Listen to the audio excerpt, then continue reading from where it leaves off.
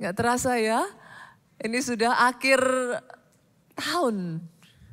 Kita sudah ada di tanggal 31 Desember, kita sudah ada di penghujung tahun 2023 dan saudaraku pesan firman untuk hari ini, banyak-banyak bersyukur. Saudara yang datang sama pasangannya, datang sama keluarganya, sama temennya, tepuk pundaknya, katakan banyak-banyak bersyukur.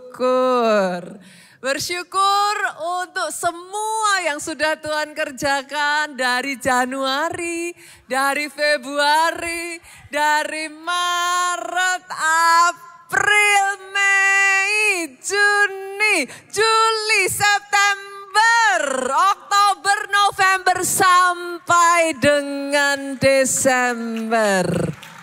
Banyak-banyak bersyukur. Mazmur pasalnya yang ke-9 ayat yang kedua dikatakan di sana Mazmur Daud. Daud ngomong gini saudara, aku mau bersyukur kepada Tuhan dengan segenap hatiku. Bukankah orang yang sudah ngalami Tuhan gak akan pernah bisa sama dengan yang belum ngalami. Kalau saudara sudah ngalami, gak bisa enggak saudaraku. Caranya bersyukur juga pasti beda. Karena Daud sudah ngalami sejak dari masa kecilnya semua kebaikan demi kebaikan Tuhan. Dia bertumbuh dewasa, saudara, dia ngalami pertolongan-pertolongan Tuhan. Bahkan saudaraku di dalam pelariannya, dikejar-kejar Saul, dia ngalami yang namanya penyertaan Tuhan tidak habis-habisnya. Berkali-kali dalam kehidupan Daud, Tuhan meluputkan dia dari masalah besar. And the story goes on. Orang yang sudah ngalami Tuhan, tidak bisa tidak ucapan syukurnya.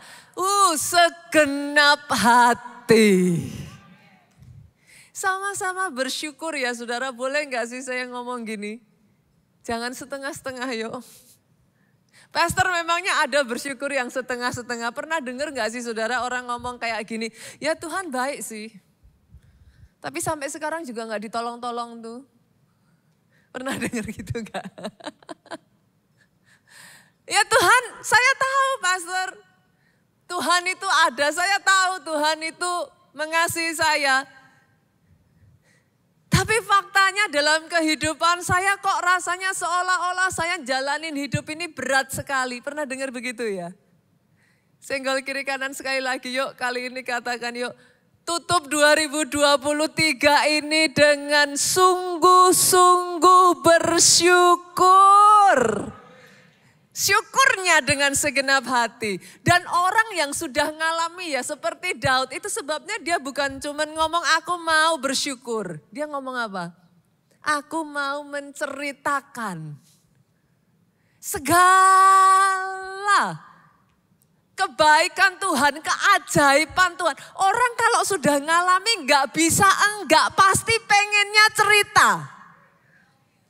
Betul? Karena hal kecil aja loh saudara, saya itu baru aja. Saya tuh senang sekali menceritakan hal-hal yang seperti ini Pak. Karena buat saya apa ya, baru saja tanggal 24-25 kemarin kan kita merayakan Natal. Tanggal 24-nya saya ngisi di Soho. Tanggal 25-nya saya bersama Bapak Ibu di sini, jam 10 pagi. Ceritanya Bapak Ibu, tanggal 24 sore, nggak tahu gimana, saya itu kepengen roti tetangga sebelah ini loh. Tapi saya pelayanan di Soho. Lah kok ya kepinginnya itu pas jam 5.45. Di sini kan selesai jam 6. Ibadah jam 4 terakhir kan selesai jam 6. Saya tuh kepengennya 5.45. Sontak saya langsung, waduh udah jam segini. Saya cepat-cepat kontak sekretaris saya yang ada di sini. Tolong dong, beliin roti sebelah saya bilang. beliin roti sebelah, nanti kalau sudah titipin Pak Jo, sebelum mumpung Pak Jo belum pulang, saya gitu. Habis saya WA sekretaris saya WA Pak Jo, sayang jangan lupa ya, nanti bawain roti sebelah, saya gitu. Saya kasih gambarnya saudaraku, keju sama coklat, saya kasih gambarnya saudara. Nggak tahu ada apa hari itu, saya tuh kayak kepingin banget itu, si roti sebelah. Terus saya tuh di WA 545, 555 atau jam 6 ya, saya lupa saudaraku. Sekretaris saya WA balik saya, aduh Bu Nita, Pak Jo baru aja pulang. Itu gimana sih saudara, kayak bukan apa-apa, gemes aja karena kayak selisih cuma 5 menit gitu loh. Kayak gitu kan. Pak Jo baru aja pulang. Jam berapa ya saya lupa, jam 6 lebih 15 atau berapa Pak Jo calling saya. Loh sayang sorry, ini sudah deket rumah mau sampai. Kan ya gak mungkin ya kita tega ya balik. Kan gak mungkin saudaraku. Ambil rotinya gitu kan gak mungkin. Nah saya berpikir gini, oke, besok kan juga saya pelayanan di sini. Ya sudahlah, nanti besok aja saya bilang sekretaris saya tolong ya beliin. Nanti saya pas pelayanan saya bawa sendiri, saya bilang. Besok benar saudaraku, paginya saya datang, saya lihat di meja, roti sebelah sudah ada gitu saudaraku. Ada dan persis yang saya minta, coklat, keju gitu kan. Nah saya langsung bilang sama sekretaris saya gitu, thank you ya udah dibeliin, emangnya udah buka apa? Oh udah Bu Nita emang udah buka, cuman yang beliin bukan saya. Lah tadi ada jemaat, tiba-tiba ngasih nitipin buat Bu Nita.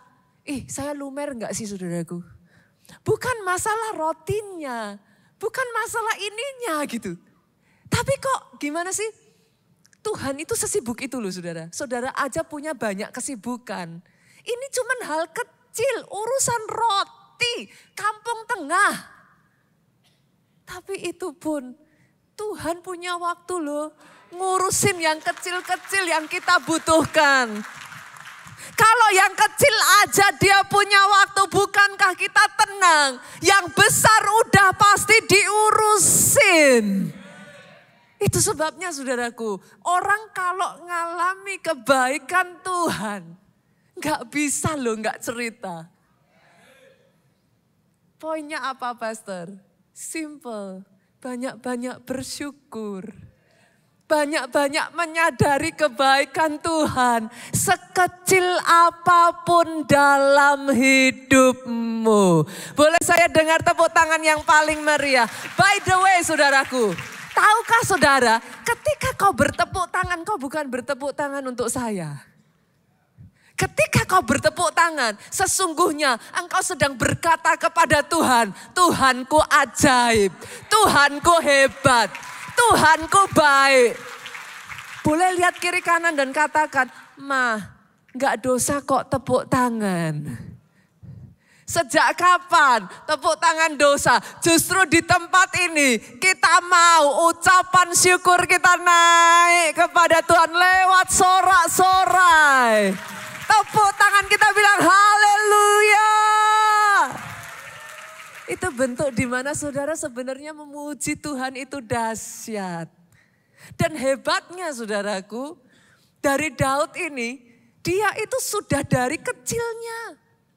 Kalau mau dibilang ya saudara, Daud itu bukan siapa-siapa loh. Buat sebagian dari saudara yang berpikir, pastor saya ketinggalan. Pastor orang lain sudah mendahului saya.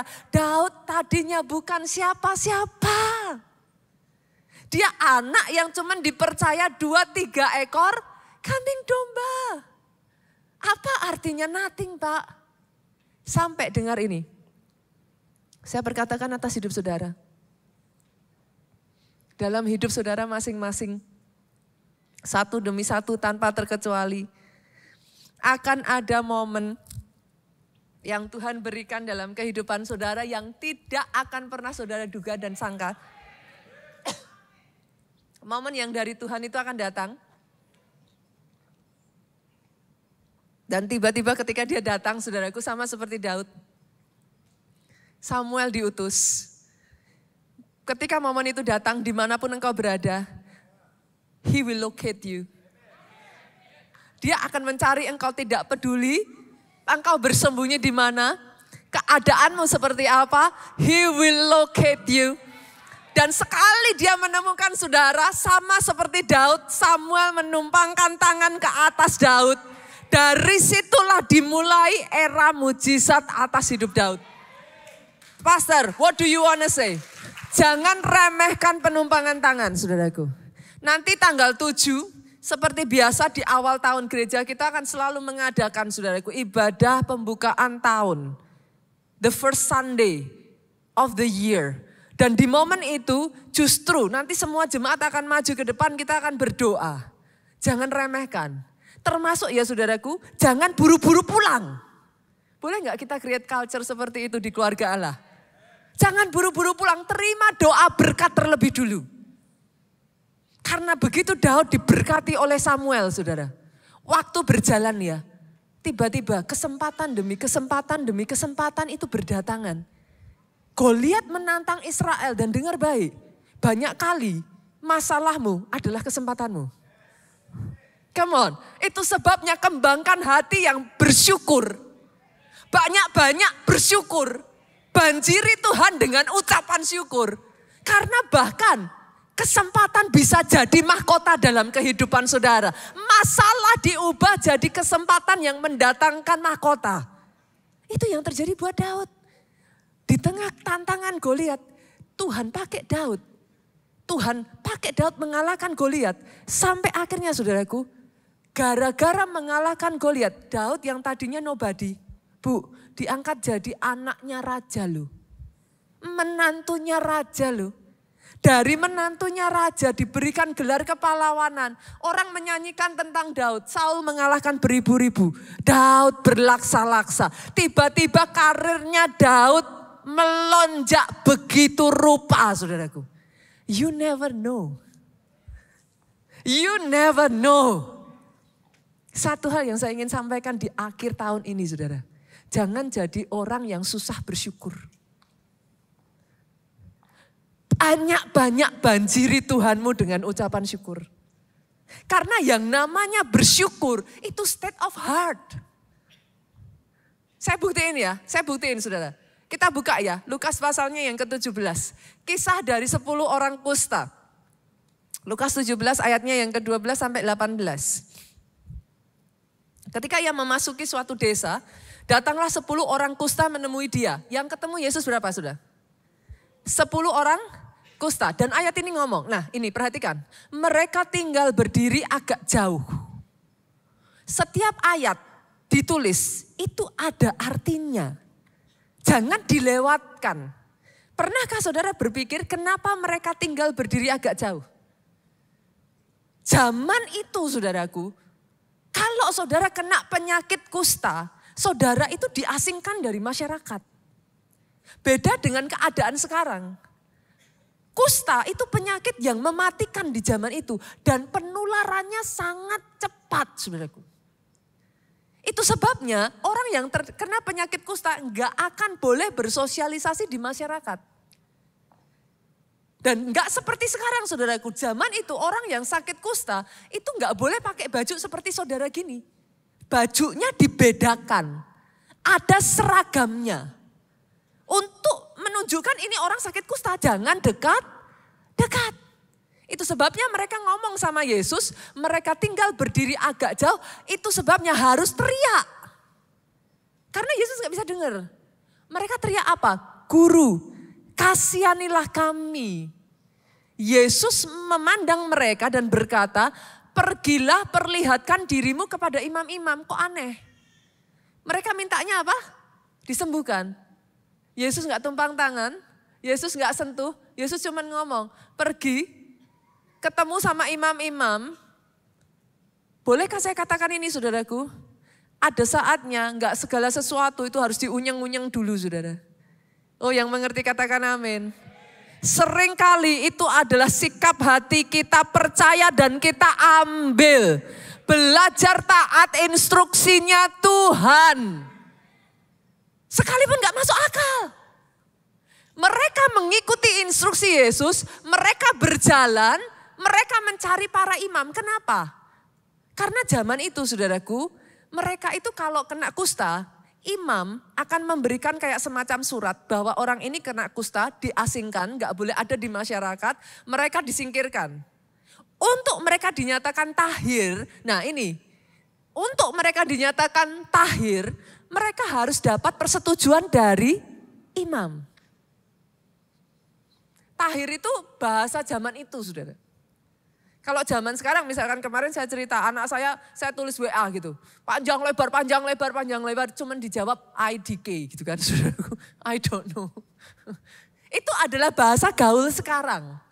Zaman itu Pak, kata sembuh, mereka ngomongnya tahir. Dan sementara mereka di tengah jalan, mereka jadi tahir. Kok bisa tahu? Nih, lihat saudara, ayat berikutnya ngomong seperti ini.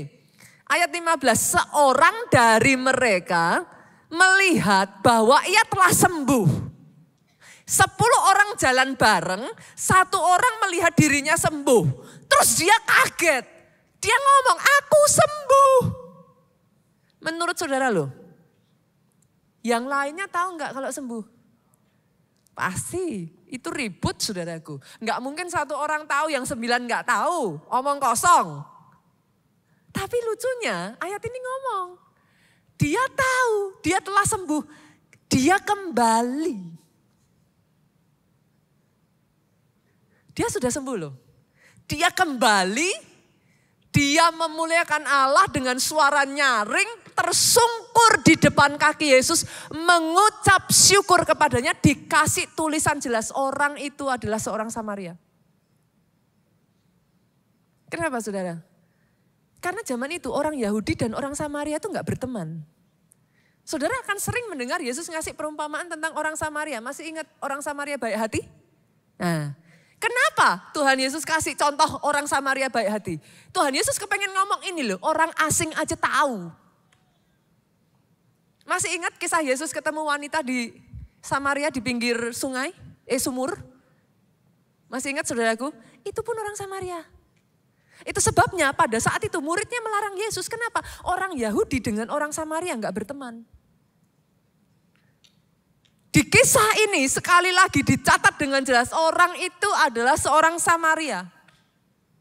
Begitu Yesus menyadari hal itu, Yesus ngomong, ini pertanyaan Yesus, ini pertanyaan yang enggak butuh dijawab, saudara. Kalau saudara dengar yang dikatakan Yesus ini esdo kayak nyindir gitu. Yesus ngomongnya simpel. Bukankah 10 tuh yang sudah sembuh? Kan bisa didengar ya dari nadanya nih saudara. Bukankah yang sudah sembuh 10? Di mana yang 9 orang itu?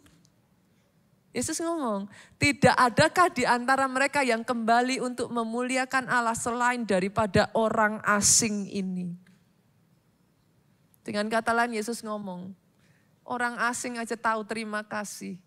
Engkau umatku sendiri seringkali tidak berterima kasih. What's the point, Pastor? Ini bukti saya, saudaraku.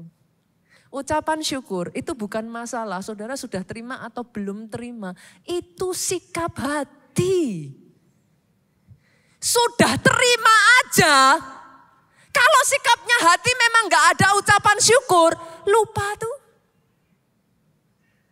Padahal ini bukan something yang kecil loh Pak. Ini urusan hidup mati. Orang zaman dulu kena kusta ya saudara, itu bukan tubuhnya saja yang sakit, jiwanya kena itu. Bayangkan dia gak boleh bersosialisasi. Kalau dia punya keluarga ya dia harus dipisahkan dari keluarganya loh saudara. Saudara pernah mengalami COVID masa pandemi 2 tahun, 3 tahun yang lalu. Itu rasanya gimana? Harus diisolasi. Dan bukan hanya di waktu tertentu loh saudaraku. Orang kena COVID sudah sembuh boleh pulang ke keluarganya. Ini seumur hidup. Karena di zaman itu orang sudah kena kusta itu kayak sudah forever bye-bye. Kebayang gak saudara? Kalau yang kena kusta adalah seorang ibu, anaknya masih bayi, dia harus meninggalkan bayinya. Saudara bisa kebayang kusta ini bukan penyakit main-main di zaman itu. Tapi kemana yang 9? Bolehkah saya berkata saudaraku, doa saya ya. Semua yang ada di tempat ini adalah seperti orang dengan satu orang kusta yang kembali kepada Yesus untuk berterima kasih. Punya hati yang tahu bersyukur. Punya hati yang tahu berterima kasih. Jangan jadi orang Kristen yang cepat melupakan kebaikan Tuhan. Karena benar saudara, yang namanya ucapan syukur seperti ini, dari ayat ini kita belajar. Ternyata kita harus mengajarkan itu sejak dari kecil. Itu sikap hati saudara. Dan manusia itu punya tendensi memang gampang lupa gitu. Saya tuh ketemu dengan orang-orang ya yang sudah ngalami mujizat Tuhan. Satu kali diizinkan ngalami proses. Tanya sama saya, Tuhan di mana pastor? Pengen tak cekik loh saudara. Lah yang kemarin itu apa? Manusia suka gitu kan? Sudah ditolong Tuhan, sekali diizinkan proses, ditolongnya lupa. Lah yang kemarin itu apa? Saya mau gaungkan itu di keluarga Allah ya saudara, menolak untuk lupa. Yang sepakat katakan amin. Menolak untuk lupa. Kita tidak mau melupakan kebaikan Tuhan. Sejak dari kecil, Bapak Ibu bolehkah saya minta, kita sebagai orang tua ya saudara ngajarin anak kita untuk berterima kasih, betul? Sejak dari kecil kita kayak kalau ada orang kasih sesuatu kita kan pasti bilang say thank you kan. Tapi berapa banyak kita lupa ngajar mereka say thank you to God. Saya belajar, anak saya dari kecil ya saudaraku, saya tuh sampai kemarin terharu. Karena mereka sudah saya ajar untuk belajar kalau apa-apa itu dari Tuhan gitu. Jangan melihat sesuatu yang terjadi di sekelilingmu sebagai kebetulan. Ya apa? Lucky aja, beruntung aja. No. Tidakkah saudara tahu? Ada tangan yang tidak terlihat. Dia bergerak dan mengatur semuanya untuk saudara. Tidak ada yang namanya kebetulan. Di dalam Tuhan dia atur hidupmu sampai titik paling kecil sekalipun saudaraku. Saya ajarkan anak-anak saya setiap kali ya saudaraku, kadang ya kita cari parkir. Saya selalu bilang doa yuk minta Tuhan tempat parkir. Nanti kalau sudah dapat saya ngomong tuh Tuhan Yesus baik. Nah karena anak saya sudah saya ajar dari kecil, kemarin saudaraku. Singkat cerita kita tuh satu keluarga ngerayain Natal sekalipun udah terlambat. Saking sibuknya kegiatan saudara, kami itu di keluarga punya tradisi gitu Pak. Boleh nggak dipertahankan tradisi di rumah saudara? Jangan hanya berlalu ya, jangan Natal terbaiknya hanya di gereja ya. Boleh katakan amin? Pertahankan saudara, ada tradisi lah gitu. Nah kami biasanya kalau Natal itu kan selalu ada dinner bersama. Kayak nyalain lilin, nanti saya ngasih perenungan firman buat anak-anak. Susternya saya ajak saudaraku, sama-sama anjing-anjing juga ikut saudara. Anjing-anjing saya itu saudara, kami penyalaan lilin apa ya, mereka ikut heboh saudara. Itu anjing saya ada loh yang di pangku suster saya dipeluk gini, diem sambil dengerin Pak Joko khotbah saudara. Diem, dia beneran diem dengerin Pak Joko khotbah. Setelah penyalaan lilin kan akan ada kayak renungan Natal gitu, apa sharing firman singkat gitulah saudaraku. Kemarin Pak Jo bagikan buat anak-anak, Pak Jo menceritakan saudara sesuatu yang sangat indah sekali. Dalam hidup kita ini ada satu yang paling mahal yang tidak akan pernah bisa dibeli. Namanya adalah waktu. Dan di dalam setiap kehidupan ya saudaraku, ada yang namanya memori yang saudara tidak akan pernah bisa hilang dari hidup saudara. Itu sebabnya di momen 2023 collect memori dari orang-orang yang kita kasihi. Karena enggak selamanya gitu. Saya bisa duduk tahun depan aja, mungkin saya sudah enggak bisa lagi bersama anak saya yang pertama saudaraku di momen Natal. Dia sudah kuliah. Jadi betul sekali yang Pak Jo kemarin ajarkan gitu. Memori itu sesuatu yang berharga yang ya itu yang saudara punya gitu. Let's collect memory. Let's create memory. Nah setelah singkat cerita saudara, kami mempersiapkan ada permainan, ada game, ada segala macam tukar kado. Singkat cerita saya itu udah mepet waktunya. Karena saking kayak terus gitu saudaraku. Mepet waktunya harus segera bungkus kado. Saya cari-cari isolasi, kan kecil tuh saudara, urusan isolasi.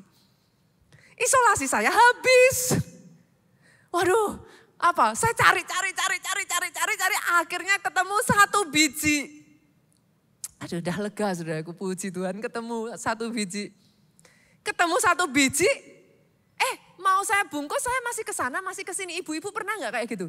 Sambil bawa barang ke sana, ke sini, sampai di tempatnya sudah hilang tuh isolasinya. Aduh, saya pikir saya taruh mana ya tadi ya. Saya cari itu nggak ketemu, saudara. Saya gemes, saya bilang sama susternya, Sus, masih ada isolasi enggak? Ada, Mom, katanya.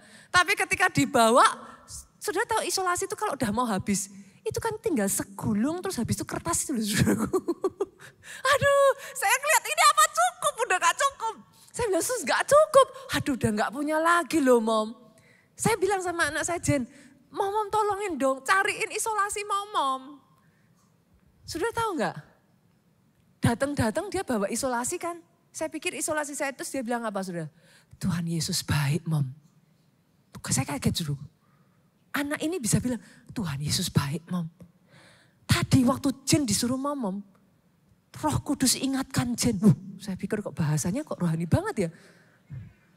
Roh Kudus ingatin Jen. Jen punya isolasi. Tapi Jen lupa Jen taruh mana. Roh Kudus ingatkan. Ada di dalam tas hitam katanya. Jen buka. Ada isolasinya. Yesus baik, Mom. Saudara dengar gitu rasanya gimana? Bolehkah Bapak Ibu ajar anak saudara sejak dari kecil bukan hanya berterima kasih sama orang lain, tapi melihat dalam sisi-sisi kehidupan saudara itu pertolongan Tuhan. Perkenalkan mereka dengan kebaikan Tuhan. Jangan bilang ya kalau orang Jawa kebejan gitu. No, tidak ada yang kebetulan. Tangan Tuhan, dia bekerja. Kami sampai pelukan saudara. Aduh Jen, God is good, terima kasih Yesus. Kan? Boleh ya? By the way boleh gak sih di jemaat kita juga dibentuk yuk atmosfer mudah berterima kasih yuk. Maksudnya gimana Pastor? Gak usah jauh-jauh, jangan hanya kepada Tuhan. Bapak Ibu maafkan saya, tapi teman-teman semua yang melayani ini ya saudaraku, di tengah momen liburan loh saudara. Mereka tetap ada di sini loh, ada banyak di antara mereka yang demi ibadah hari ini mereka melayani ya. Baru berangkat besok loh liburannya.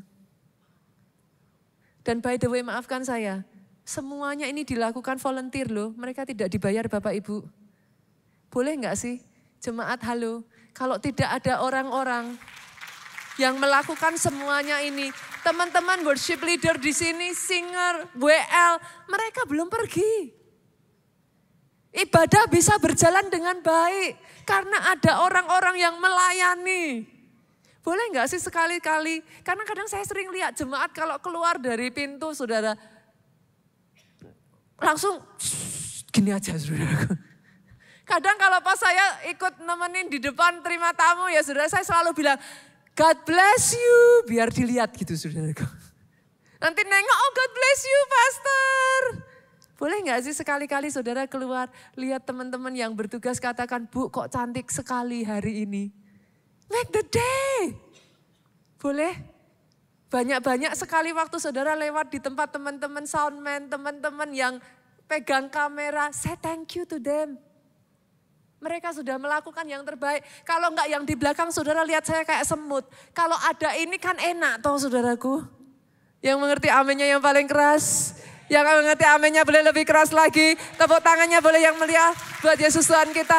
Dan by the way saudara, boleh enggak ucapan syukur kita disampaikan juga dalam bentuk merawat tempat ini? Jadi keluarga yang nyaman? Boleh? Enggak ada lagi muka yang jutek? Sepakat? Khususnya kalau udah keluar dari sini, di sini mah cantik-cantik. Tapi nanti mari kita lihat di tempat parkiran saudaraku. Boleh gak sih kalau saudara ambil motor, say thank you pada Bapak yang sudah menjagakan motor saudara. Yang mengerti katakan amin. Mari kita create. Sama-sama ya saudaraku, buang sampah kalau di sini mah nggak ada. Tapi coba di kamar mandi. Pernah nggak sih kadang buang sampah kan kita males nih dari jauh. Gitu kan. Dilempar. Ya kalau masuk, kalau nggak masuk. Yang jadi masalah habis nggak masuk ditinggal saudaraku. Boleh nggak? Kalau toh itu nggak masuk, jangan jijik dong, ambil kembalikan lagi. Yang mengerti amennya yang paling keras. Mari kita banyak-banyak ciptakan atmosfer saling menghargai, saling berterima kasih, saling menghormati di gereja kita. Sekali lagi tepuk tangannya yang paling meriah buat Yesus Tuhan kita.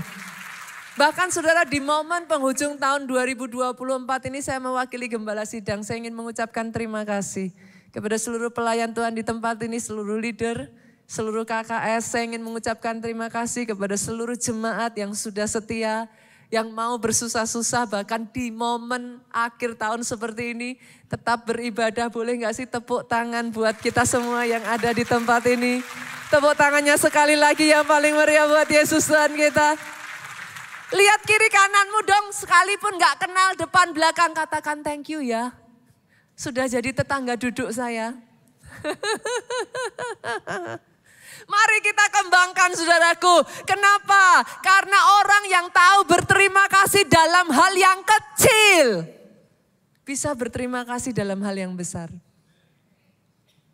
Kalau yang kecil aja saudara gak buru-buru berterima kasih, yang besar terlewatkan. Daud loh, kita buka yuk ayatnya. Saya sangat tersentuh dengan kisah hidupnya Daud. Mazmur 139 ayat 14. Ucapan syukur tuh ya saudara.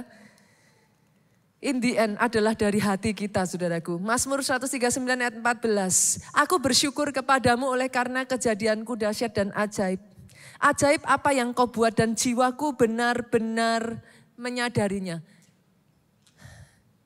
Ini ayat biasa ya saudara, tapi pernah gak saudara berpikir, sorry loh saudara, Daud itu tidak diperlakukan dengan menyenangkan ketika dia kecil loh.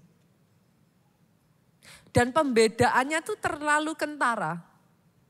Sampai-sampai sebagian scholar itu mencurigai. Tidak ada tertulis, sama sekali tidak ditulis. Tapi sebagian scholar itu mencurigai, bisa jadi Daud itu mungkin ya saudaraku dengan saudaranya yang lain satu papa tapi belum tentu satu mama. Karena perlakuannya tuh sangat berbeda sekali saudara. Enggak masuk akal gitu. Semua kakak-kakaknya masuk ke tentaraan. Daud itu sendirian, dia cuman gembala kayak 2-3 ekor. Tapi hebatnya Daud itu bisa ngomong. Aku bersyukur kepadamu oleh karena kejadianku dahsyat dan ajaib. Itu enggak gampang loh. Berapa banyak orang akan cenderung ngomong gini. Kok Tuhan enggak adil ya? Kok saya beda? Kok saya nggak seperti yang lain? Kok saya ngalaminnya beda?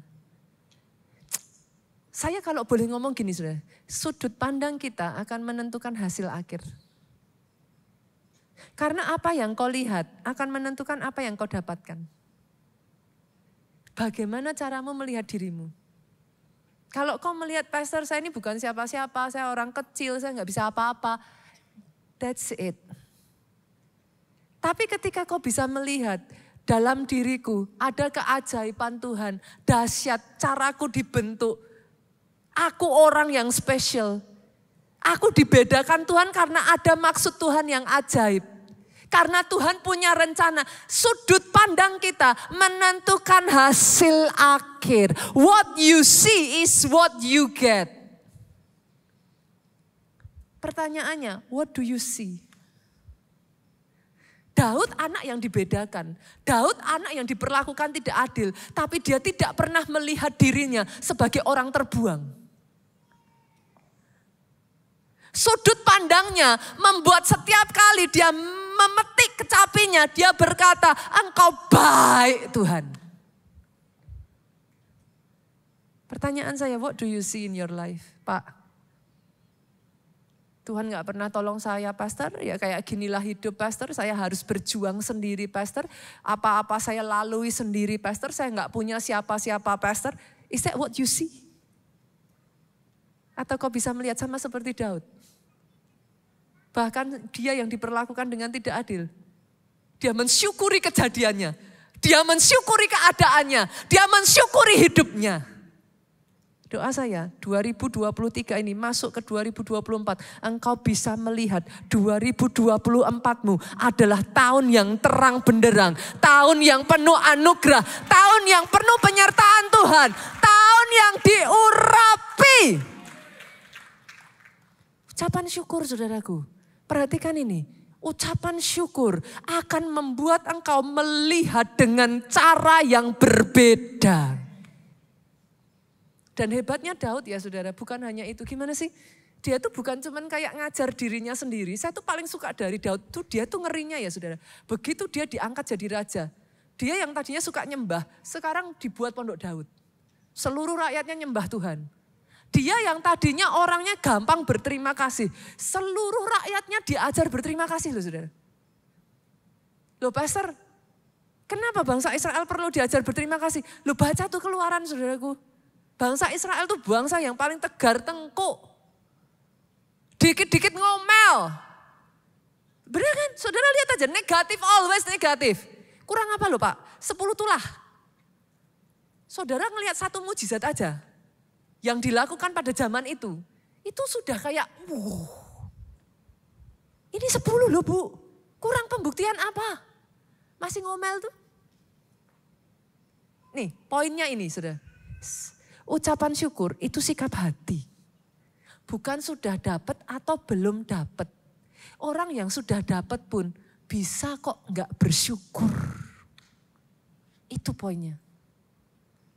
Jadi kembangkan sikap hati yang bersyukur sejak dini. Dalam hal ini ya saudaraku, Daud ngajarin loh. Coba kita lihat ya. 1 Tawarik yuk kita buka. Pasal 16 ayat 7 sampai 12.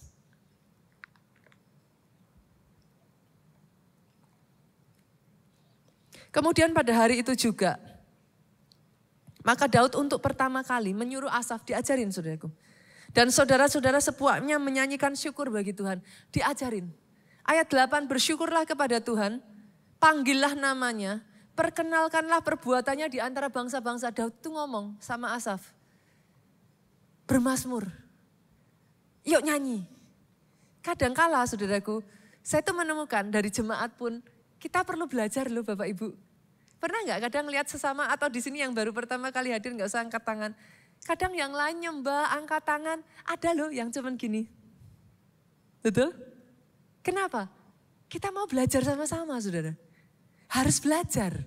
Gimana sih memuji Tuhan? Gimana sih nyenengin hati Tuhan? Pastor, emangnya saya nggak boleh ya? Kalau cuman lihat aja. Ya bukan masalah boleh nggak boleh.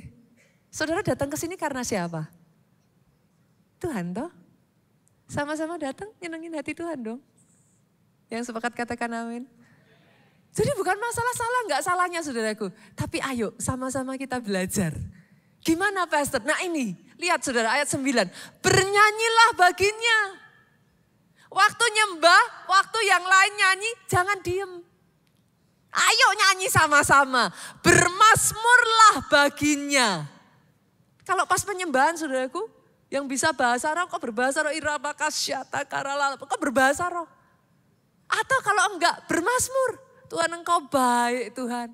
Tuhan engkau dahsyat Tuhan. Terima kasih Tuhan. Bermazmurlah, percakapkan segala perbuatannya yang ajaib. Senggol kiri kanan, jangan percakapkan gosip.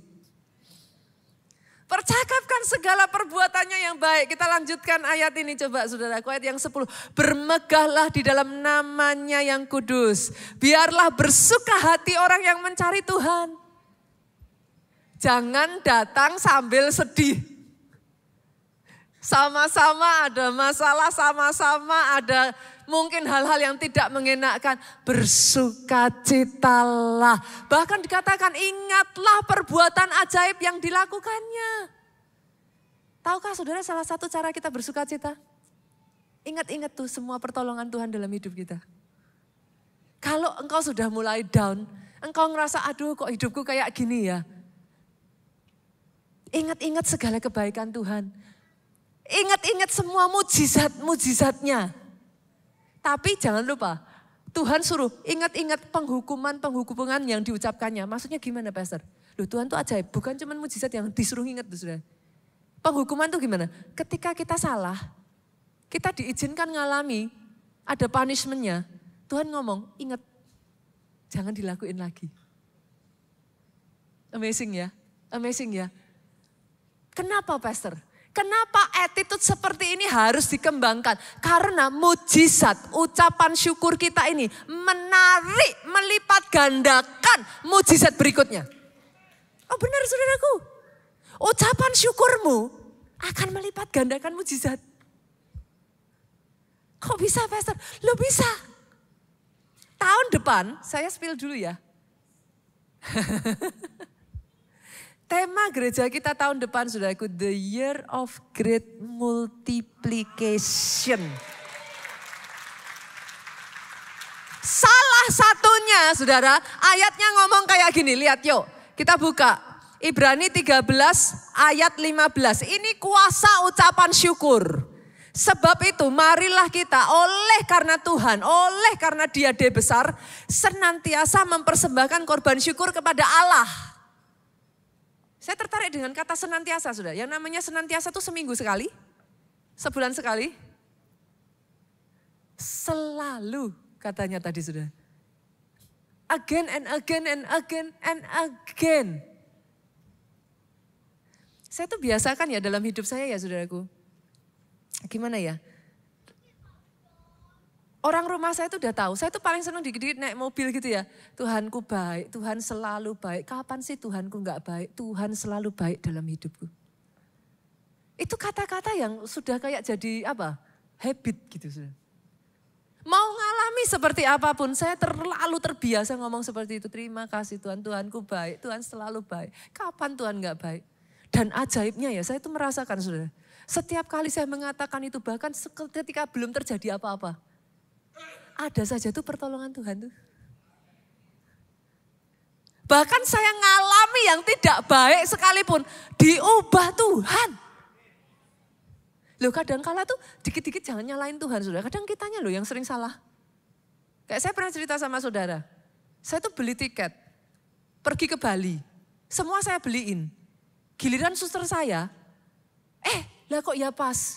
Saya tuh lupa saudaraku, sudah saya beli belum saya bayar.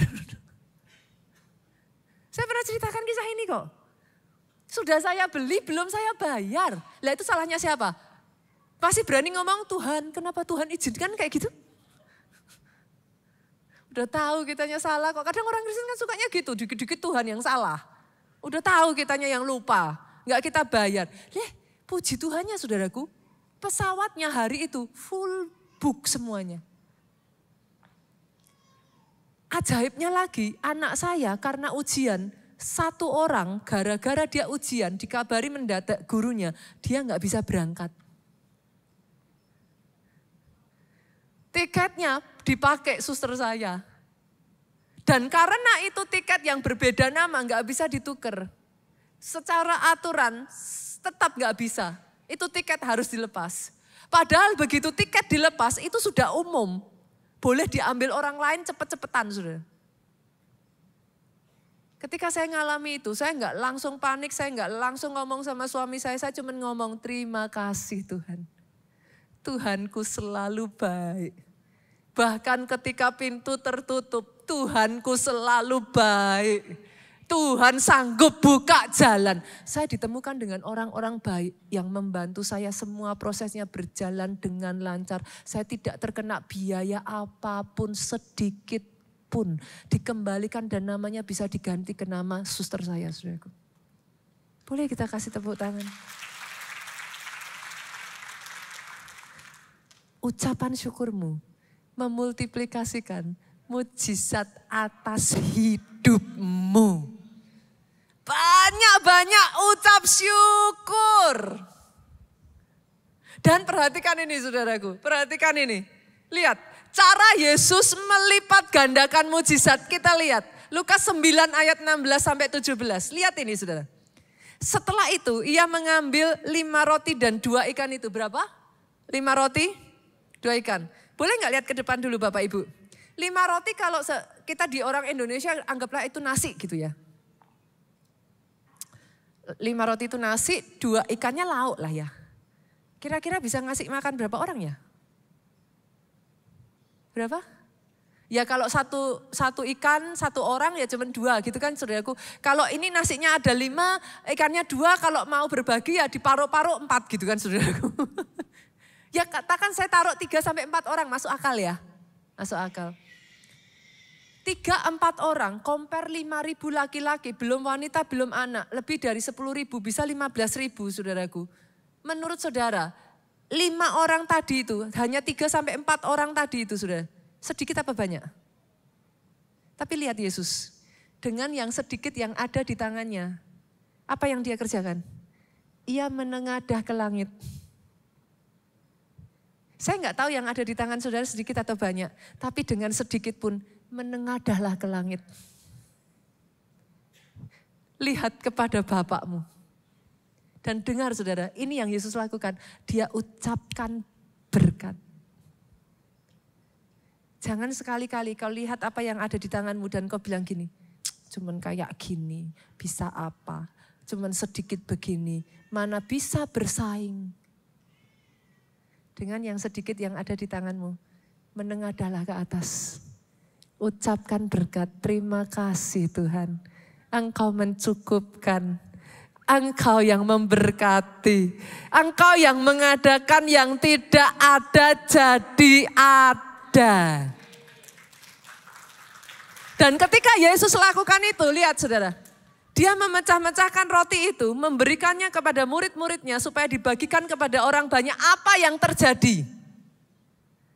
Mereka semua makan sampai kenyang, mengumpulkan potongan roti yang sisa sebanyak 12 bakul. 2024, tahun pelipat gandaan. Dijadikan atas kehidupan saudara. Dengan yang kecil yang kau miliki. Tapi kau menengadah ke atas. Engkau ucapkan berkat. Pujianmu, ucapan syukurmu. Menarik mujizat Tuhan terjadi. Aminnya yang paling keras. Aminnya yang lebih keras, tepuk tangannya yang paling meriah buat Yesus Tuhan kita. Pastor, lah kalau nanti nggak terjadi terus gimana? Saudara sekali lagi ya, ucap syukur itu bukan nunggu sudah jadi. Itu state of heart. Dan kadang saya tuh menemukan ya cara kerjanya mujizat itu begitu. Saudara percaya nggak percaya ya dalam hidup saya, pemain musik boleh maju ke depan. Saya itu khususnya urusan hujan saudara. Itu tuh sudah seperti jadi kayak iman yang natural gitu. Iman yang kayak, pokoknya kalau lihat hujan aja saudaraku, udah kayak dengan sendiri pawang hujan katanya, enggak Bu. Tapi itu sudah jadi kayak like natural faith gitu saudara. Dalam hidup kita tuh sebenarnya seperti itu. Saya beberapa waktu lalu pelayanan di Bandung saudara. Semua cuaca cerah, tiba-tiba pas saya tuh mau ke kamar mandi Bu. Turun mau buang air kecil, kan harus turun di rest area. Dari jarak kira-kira 1 kilometer mau masuk ke rest area, tiba-tiba beres hujan. Saya tuh langsung loh, dengan spontan terucap di mulut saya, terima kasih Tuhan. Nanti kan waktunya saya turun dari mobil, hujannya berhenti. Sebagian dari saudara pasti akan ngomong sama saya, Pastor nanti nek enggak berhenti gimana? Gitu kan. Terus gimana? Tapi karena itu sudah kayak apa ya sudah jadi kayak natural faith.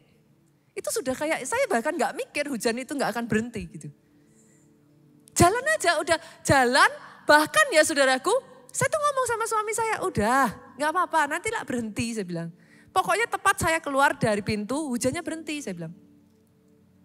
Akhirnya saudaraku kita cari tempat parkir karena suami saya mau ke kamar kecil, kita cari-cari gak ada payung lagi saudara. Kita gak bawa payung. Benar saudaraku, puji Tuhannya kamar kecilnya itu tepat depannya ada parkiran, kami bisa masuk. Jadi sekalipun itu hujan, dekat dengan parkiran saudara. Kira-kira hujannya berhenti enggak saudaraku? Enggak. Hujannya nggak berhenti. Jadi suami saya turun dari mobil, masuk ke kamar mandi, itu masih hujan. Karena posisi mobilnya tuh parkirnya gini loh saudaraku. Kan satu sisi, jadi kita sepakatan nih, nggak keluar dua-dua supaya nggak kehujanan. Salah satu dulu keluar, baru nanti yang satunya. Itu pun kami kayak keluarnya saya harus pindah ke tempat kursi duduk suami saya gitu saudaraku, biar nggak kehujanan gitu. Nah, suami saya keluar, itu hujan saudara. Tapi it's okay gitu, karena deket kan. Jadi it's okay gitu. Cuma di hati saya cuma ngomong aja, nanti kan waktunya saya keluar, pintu terbuka, hujan reda. Betul saudara, suami saya masuk ke mobil, itu masih hujan. Dia bersih-bersihin baju begini. Dah sayang, kamu ganti, dia bilang gitu. Tepat saudaraku, saya buka pintu, gak ada setetes pun air. Saya keluar, saya gak kena sedikit pun air hujan. Bukankah Tuhan kita itu ajaib? Kadang yang nyenengin dengan Tuhan tuh on time-nya tuh on time banget gitu. Kitanya harus belajar untuk that is how you walk. Pastor katakan waktu pastor keluar masih hujan dan pastor kebasahan gimana? Ya gak apa-apa. Saya akan tetap bilang Tuhan saya baik. Apa gara-gara seperti itu saya bilang ya Tuhan kamu di mana? Kok gak berhenti hujannya? Kan gak begitu. Tapi sikap hati yang bersyukur dan percaya harus dikembangkan. Percaya nggak percaya saudara, over time. Saya terus mengalami dalam kehidupan saya. Little things Tuhan selalu tolong. Dipaskan, masih ingat kisah saya spray terbang? Semua tepat, precise. Sehari sebelum spray saya terbang, saya digerakkan Tuhan untuk memberkati orang-orang di bawah. Sehingga pada saat itu spray terbang, orang-orang di bawah itu begitu baiknya menolong saya semua. Tuhan gerakkan cari kurir surat saudaraku. Dan bisa ketemu satu demi satu, satu demi satu. Bolehkah saya katakan ini Bapak Ibu? Yuk kembangkan dulu sikap hatinya. Jangan lihat kiri kananmu sebagai ya masalah lagi. No, mujizat terbesar bangsa Israel terjadi di tengah padang gurun semua. Di tengah masa susah. 10 tulah terjadi ketika mereka di Mesir. Laut terbelah terjadi pada saat mereka tidak keluar. Mana turun dari langit terjadi di padang gurun. Burung puyuh Tuhan berikan terjadi di padang gurun. Kalau engkau hanya berpikir bahwa setelah engkau ada di puncak itu mujizat Tuhan, salah besar. Kiri kananmu ada mujizat, depan belakangmu mujizat. Kemana-mana dikelilingi dengan kebaikan Tuhan. Belajar melihat bahkan di tengah masa sukar. Jangan tunggu selesai dulu baru saudara bilang terima kasih Yesus Tuhan baik masalahku selesai. No. Ketika saudara bisa melakukan itu lihat 2024 hidupmu indah. Ada saja pertolongan, tangannya tidak pernah berhenti menyertai kehidupan saudara. Hari ini ya saudara sebelum kita tutup. Saya akan melakukan sesuatu yang tidak pada biasanya. Berapa banyak yang sudah terima ayat profetik saudaraku? Aduh punya saya malah saya lupa. Boleh dibantu? Ayat profetik saya boleh diambilkan satu lagi. Teman-teman sudah terima ayat profetika boleh dimunculkan? Oke. Turunkan tangan saudara, terima kasih Pak Budi. Turunkan tangan saudara, saya rubah. Yang belum terima boleh angkat tangan. Ada satu yang belum terima di depan, ada lagi kah? Oh di belakang tuh tangan-tangan yang terlambai para pelayan Tuhan. Ada beberapa tangan, ada lagi kah di depan? Oh ada. Oke yang belum terima tetap ya angkat tangan ya, supaya bisa dibantu. Ayat yang diberikan kepada saya dari Pak Budi, ya Tuhan, Engkau akan menyediakan damai sejahtera bagi kami. Amin. Sebab segala sesuatu yang kami kerjakan, Engkaulah yang melakukannya bagi kami. Amin. Saudara boleh nggak kita bangkit berdiri, kita angkat yuk. Masih adakah? Sudah semua? Sudah semua ya? Sudah semua ya? Oke. Dibaca saudaraku. Saudara jangan ikutin yang punya saya. Mau belajar nggak Bapak Ibu cara menjadikan firman? Oke? Kemarin pada saat Suset Hastings, evangelis Suset Hastings datang ke Solo, dia mengajarkan itu. Yang saya kaget, sama persis dengan yang diajarkan di Nigeria. Sama persis. Ayat ini ya saudara, jangan cuma dibaca, tapi satu bagian demi satu bagian, saudara ucapkan terus, sambil saudara ucapkan, saudara imajinasikan. Imajinasikan dan terapkan sesuai aplikasi hidupmu. Apa yang kau lihat nih misalkan ya Tuhan Engkau akan menyediakan damai sejahtera bagi kami. Berarti saya tahu 2024 akan ada damai sejahtera di tengah masalah apapun yang saya hadapi. Saya tahu ketika saya diizinkan pun masalah terjadi, ada damai sejahtera yang melampaui akal pikiran yang membuat hati saya tenang. Saya tahu saudaraku tahun depan segala sesuatu yang saya kerjakan, Engkau Tuhan yang melakukannya bagi saya. Oh saya perkatakan itu saudaraku. Saya nggak tahu ayat yang kau terima. Saudara baca, setelah itu nanti kita doakan sama-sama. Setelah saya berdoa, bolehkah saudara jadikan itu? Terapkan dalam kehidupan saudara, katakan. Dan kalau sebagian dari saudara merasa benar-benar itu adalah ayat rema bagi saudara, jangan dibaca hanya hari ini. Tiap hari, Pastor Suset, evangelis Suset itu mengatakan saudaraku, kalau dia dapat satu ayat rema ya, tiap hari itu didoakan sama dia. Dan diperkatakan terus, diperkatakan terus, diperkatakan terus. Dan ayat itu day by day memberikan kekuatan. Sepakat? Itu caranya membaca firman saudara. Bukan cuma dibaca pokoknya 3 pasal udah selesai, 3 pasal udah selesai, bukan. Tapi dijadikan saudaraku ayatnya. Yuk sama-sama kita angkat tinggi-tinggi. Bapa, satu demi satu firman-Mu kami terima Tuhan. Karena firman-Mu ya dan amin.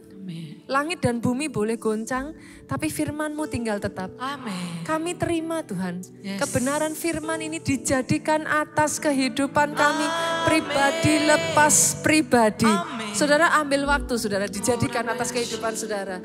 Oh ya Tuhan, Engkau menyediakan bagiku damai sejahtera.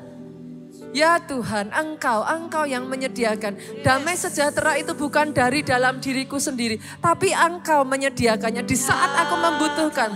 Akan selalu ada damai itu menyertai kehidupanku. Engkau menyediakan. Sebab kenapa ada damai? Sebab aku tahu segala sesuatu yang aku kerjakan. Apa yang dikerjakan? Aku kerjakan, aku gak perlu takut, aku gak perlu gentar.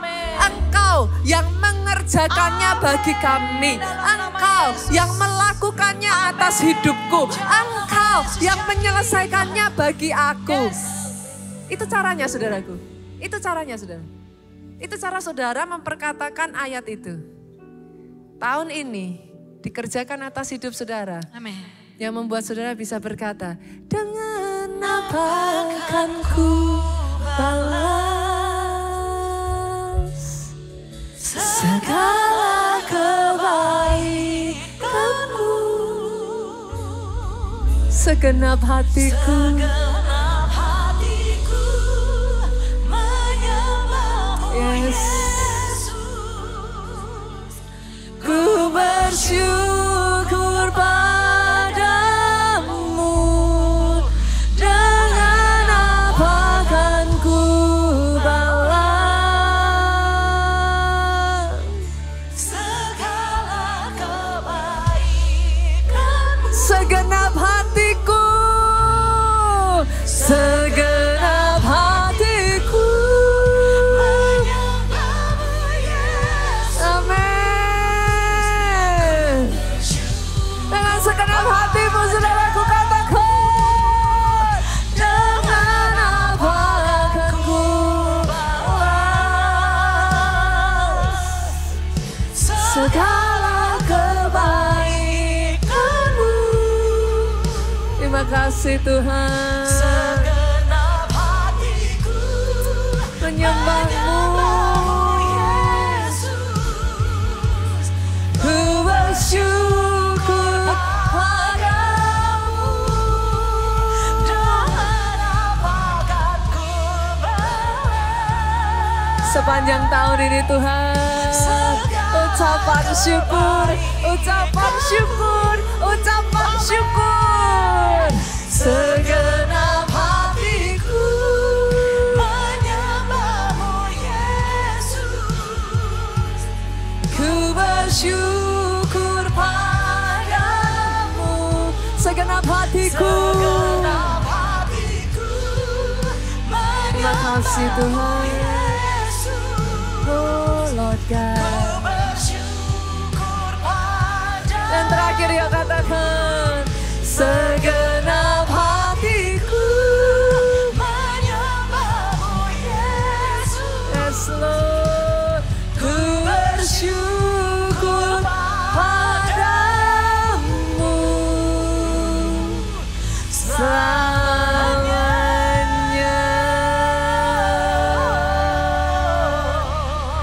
Amin. Amin. Silakan duduk jemaat Tuhan.